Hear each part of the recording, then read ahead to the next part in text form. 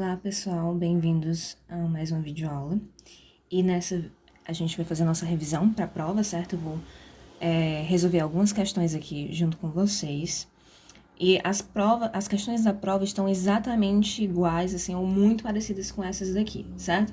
Se vocês conseguirem resolver essas questões, entenderem o passo a passo, vocês vão conseguir resolver as questões na prova, certo?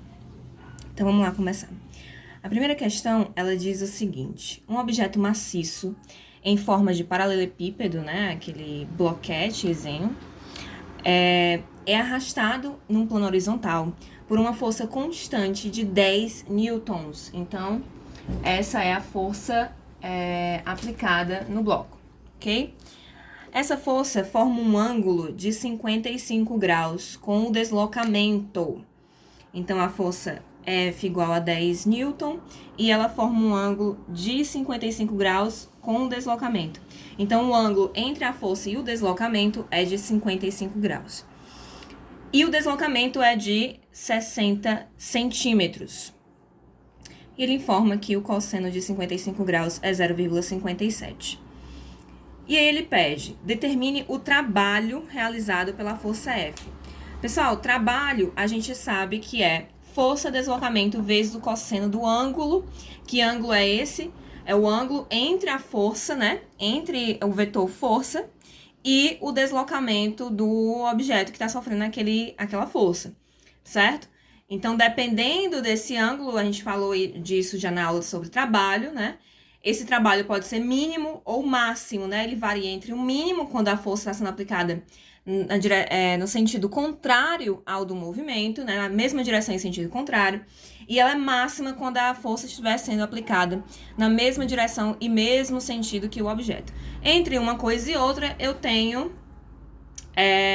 as variações da minha força entre o mínimo, as variações do meu trabalho entre o mínimo e máximo. Nesse caso aqui, não é nenhuma coisa nem outra, né? O ângulo é de 55 graus, então eu vou usar o cosseno desse ângulo, que é 0,57. Então, dadas as minhas informações aqui, a minha força é igual a 10 newton, o meu deslocamento está em centímetros, lembrando que quando eu vou aplicar na minha fórmula, né, dependendo da situação, eu não posso deixar em centímetros, eu tenho que transformar para metros, tá? Dentro do sistema internacional. Então, nesse caso aqui do cálculo do trabalho, tem que estar em metros, ok? Tem que estar em metros. Então, eu tenho, para transformar de centímetro para metro, eu divido por 100, ou seja, eu ando 2 casas com a vírgula para a direita, ok? Então, a vírgula anda 1, 2 casas, ela vem parar bem aqui antes do 6 e vira 0,6 metros, certo? Então, 60 centímetros é o mesmo que 0,6 metros. Como precisa estar em metros, a gente vai usar 0,6. E o cosseno de 55, a questão já disse que é 0,57. Aplicando, e o ângulo a gente sabe que é 55, né? Aplicando lá na minha fórmula, então eu vou substituir. Onde tem força, né? Eu vou colocar o valor da força, que é 10 newtons. Onde tem deslocamento, D de deslocamento, eu vou colocar o valor do deslocamento em metros, 0,6. E onde tem cosseno do ângulo, eu vou colocar o valor do cosseno do ângulo, que nesse caso é 0,57. O que eu fiz aqui? Eu multipliquei 10 vezes 0,6. Toda vida que eu multiplico um número com vírgula por 10, né? Um número por 10, por 100, por 1000, sempre essas multiplicações, né, por 10, por 100, por 1000, o que é que eu faço? Eu posso simplesmente andar com a vírgula, né? A mesma coisa que eu fiz aqui. Eu não dividi por 100 andei para direita, eu não dividi por 100 andei para direita com a vírgula. Nesse caso, a gente vai andar para a esquerda com a vírgula, a quantidade de casas que tiver os zeros aqui do número. Então, só tenho um zero aqui no 10, então vou andar uma casa. Para a esquerda, porque eu estou multiplicando. Para a direita, se eu estivesse dividindo. Então, essa vírgula vai sair daqui e vem para cá. O mesmo acontece com esse aqui? Não, eu só multipliquei, eu só posso gastar esse 10 uma vez, tá? Então, já gastei aqui, eu vou alterar só o valor do 0,6, que vai se transformar em 6. E agora sim, eu efetuo a multiplicação de 6 vezes 0,57, que dá, ó, o 6, para eu conseguir multiplicar da forma correta, eu tenho que colocar vírgula embaixo de vírgula. Então, esse zero aqui tá na casa das unidades, ele tem que estar embaixo do 6. E aqui, que não tem nada, né? Depois do 6, eu posso colocar uma vírgula e 2 zeros, tá? Isso não altera em nada o valor. Então, 6 vezes 0,57. 7 vezes 0, 0. 7 vezes 0, 0. 7 vezes 6, 42. Aí, vamos pro 5. 5 vezes 0, 0. Coloco o resultado embaixo aqui da linha do 5, tá? 5 vezes 0, 0. 5 vezes 0, 0. 5 vezes 6, 30. Ok? E aí, eu somo todo mundo aqui. 0, 0 mais 0, 2 mais 0, 2. 4 mais 0, 4. E 3, baixo 3. Aí, eu vou contar quantas casas tem aqui depois da vírgula. Eu tenho 4 casas, 2 aqui e 2 aqui, né? Então, eu conto 4 casas aqui, ó. 1, 2, 3, 4 e coloco a minha vírgula. Vai ficar 3,42. Então, o meu trabalho realizado nesse caso aí foi de aproximadamente 3,42 joules, certo? Vamos para a segunda questão. Ela diz o quê? Um bloco de massa igual a 2 quilos sofre a ação de uma força resultante de intensidade de 1 newton. Então, ele deu a massa do bloco, ele deu a força que está sendo aplicada nele, e ele diz que ele se desloca sobre uma superfície lisa, não tem força de atrito associada, e horizontal. Se a velocidade inicial do bloco, então ele deu a velocidade inicial, 4 metros por segundo, e de 4 metros por segundo, e sua trajetória é retilínea, determine a energia cinética inicial desse bloco. Para saber a energia cinética, pessoal, a única coisa que eu preciso é da massa e da velocidade inicial. Se é a energia cinética inicial, então é a velocidade inicial. Energia cinética depende da velocidade, energia potencial da altura. Não esqueçam isso jamais, certo? Então, a energia cinética vai ser igual a massa vezes velocidade ao quadrado, lembrando que essa velocidade está sempre ao quadrado, dividido por 2, certo? Então, vai ser massa vezes velocidade ao quadrado dividido por 2. Ele me disse a massa, ele me disse a velocidade, não preciso de mais nada para resolver, né? Então, ó, energia cinética, massa vezes velocidade ao quadrado dividido por 2. A massa é 2 quilos, tem que estar em quilos, tá? E a velocidade tem que estar em metros por segundo, ok? Então, já está, não preciso transformar. Só substituir. Então, vamos lá. Massa 2, velocidade 4 ao quadrado. E aí, nesse caso, eu posso fazer o quê? Eu tenho 2 multiplicando. Quando eu tenho multiplicação seguida de uma divisão pelo mesmo número, eu posso cancelar, né? Então, tenho 2 aqui em cima, 2 embaixo, cancela. Fica só 4 ao quadrado. 4 ao quadrado é o mesmo que o quê? 4 vezes 4, não é isso? Então, 4 vezes 4 dá 16. Então, a energia cinética inicial desse bloco é de 16 joules. Quando a gente está falando de energia, a gente está falando de joule, certo?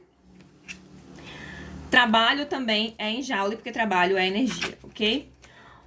Aí ele pergunta, né? Ele perguntou a energia cinética inicial e agora ele pergunta o trabalho dessa força resultante, caso ela seja constante na mesma direção e sentido da velocidade, olha só, né? O trabalho máximo aplicado, né? Na mesma direção e sentido do deslocamento, ou seja, da velocidade inicial, e atue em um deslocamento de 48 metros. Já está em metros, não preciso transformar, certo?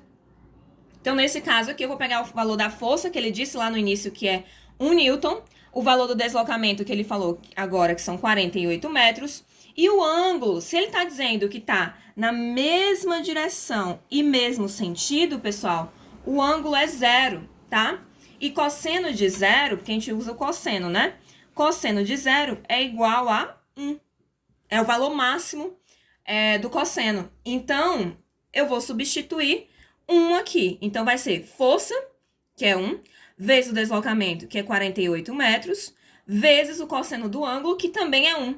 48 vezes 1, 48. 48 vezes 1, 48. Então, não mudou nada, né? Vai continuar sendo 48 joules. Então, o trabalho realizado por essa força foi de 48 joules. E ele pede a energia cinética final. Mas, professora, eu não sei a velocidade que ele atingiu no final. Mas você sabe a energia cinética que ele tinha no inicial e você sabe a energia, o trabalho que foi realizado. E como nesse caso hipotético, né, ideal, não existia nenhuma rugosidade na superfície, a superfície era lisa, né, não tinha nenhum tipo de vento contra, né, não tinha nenhum tipo de atrito, né, ou de forças não conservativas, então eu posso considerar que toda a energia cinética perdida inicial, né, a energia cinética que ele tinha no início, foi transformada em trabalho. Então eu posso dizer que o trabalho é exatamente a variação da energia cinética. O que variou de energia cinética é o que foi transformado em trabalho, certo? Nesse caso hipotético, eu posso considerar isso, ok? Então, trabalho igual a variação da energia cinética, então vai ser a energia cinética final menos a energia cinética inicial. Eu sei quanto é o trabalho, porque eu acabei de calcular. Eu sei quanto é a energia cinética, porque eu também acabei de calcular. Então, vai ser que trabalho, que é 48, né? Ó, vou substituir aqui na minha forma. Trabalho, 48, é igual a energia cinética final, que eu não sei quem é, continua a energia cinética final, menos a energia cinética inicial, que eu sei que é 16, porque eu calculei lá no meu item B, certo? No meu item A, desculpa. Lá no meu item A, ok? Então, o que é que eu vou fazer? Esse 16 que tá aqui negativo, subtraindo, eu vou passar pro outro lado, fazendo a operação contrária, né? Então, ele vai somando com o 48. Então, vai ficar aqui, energia cinética final vai ser igual a 48 mais 16, que dá 64, certo? É uma soma simples, você soma. 8 mais 6 vai dar 14, sobe 1, né? 4 mais 1, 5, mais 1, 6, 64 joules. Então, a energia cinética final vai ser de 64 joules. E agora sim, eu consigo calcular a velocidade final desse bloco. Por quê?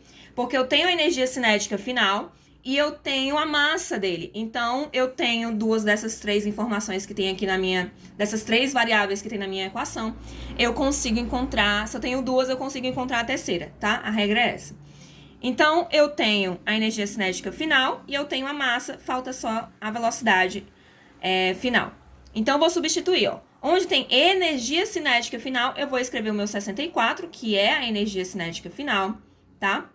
E onde tem a massa, eu vou escrever 2 quilos, né? Que é a massa lá do meu objeto. E o 2 aqui da fórmula continua. Mesmo esquema, pessoal. 2 em cima, 2 embaixo. Cancela, né? Vai ficar só que velocidade final ao quadrado é igual a 64. Então, para eu cancelar esse ao quadrado aqui, né? E pegar só o valor da velocidade final, então eu tenho que encontrar o número que ao quadrado, né? Que vezes ele mesmo dê 64. Qual é o número que vezes ele mesmo dá 64, né? Qual é a raiz de 64? 8, porque 8 vezes 8 dá 64. Então, eu sei que a minha velocidade final é igual a 8 metros por segundo. Ok, pessoal? Então, para não ficar muito longo, eu vou dividir a nossa revisão em duas partes. Nós resolvemos 2 questões agora. No próximo vídeo, nós vamos resolver mais 2, tá? Então, vamos lá pro próximo vídeo.